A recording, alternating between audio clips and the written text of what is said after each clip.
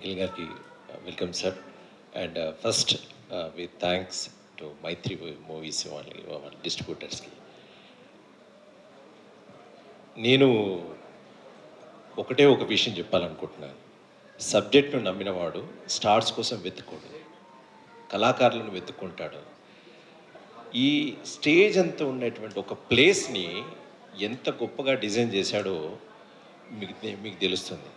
మేము ఒక 10 రోజులు మాత్రమే వర్క్ చేసాము. ఆ 10 రోజుల్లో ఒక డస్ట్ ఏరియా, ఒక 4 గదులు ఉన్నటువంటి ఒక చిన్న ప్లేస్. ఆ చిన్న ప్లేస్ లోపల తన యొక్క విజన్, డైరెక్టర్ యొక్క విజన్ ఎంత గొప్పగా ఉందో అనేది మీరు చూస్తారు.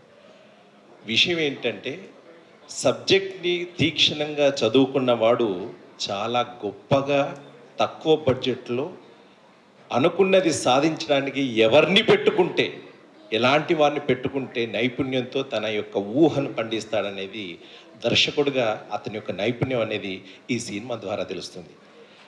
తెలుగు ఇండస్ట్రీకి ఎక్కడో పలానా పేరున్న దర్శకుడి దగ్గర పనిచేస్తే ఆపర్చునిటీస్ వస్తున్నాయి, ఏదో చేస్తే వస్తున్నాయి. కానీ నిజాయితీగా చదువుకున్న వాడికి ఆపర్చునిటీ రావాలంటే చాలా కష్టంగా ఉంది. అందుకే తన సబ్జెక్టు నమ్ముకొని దానిని అందంగా తీస్తున్నటువంటి ఒక ఆ నమ్మకంతో మమ్మల్ని అందరినీ పెట్టుకొని గొప్ప సినిమా తీస్తున్నారు. అదే నింద. దానికి బ్లెస్ చేయడం అనేది మైత్రి వాళ్ళు.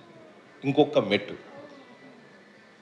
ఇది, మీరందరూ మమ్మల్ని ఆశీర్వదించడానికి అన్నట్టుగా ఫాదర్స్ డే నాడే ఒక ఫాదర్కి కానుకగా ఇచ్చినట్టుగా ఒక మాట చెప్పినట్టుగానే ఈ సినిమాలో కూడా హీరో ఫాదర్కి మాట ఇస్తాడు. ఫాదర్ యొక్క మాటని ఒక గొప్ప పాజిటివ్గా ఉంటుంది. అది చెప్పొచ్చా? ఇది ఏం చెప్పట్లేదు, నేను ఏం చెప్పట్లేదు. మీరు నా మీద నిందలేయొద్దు.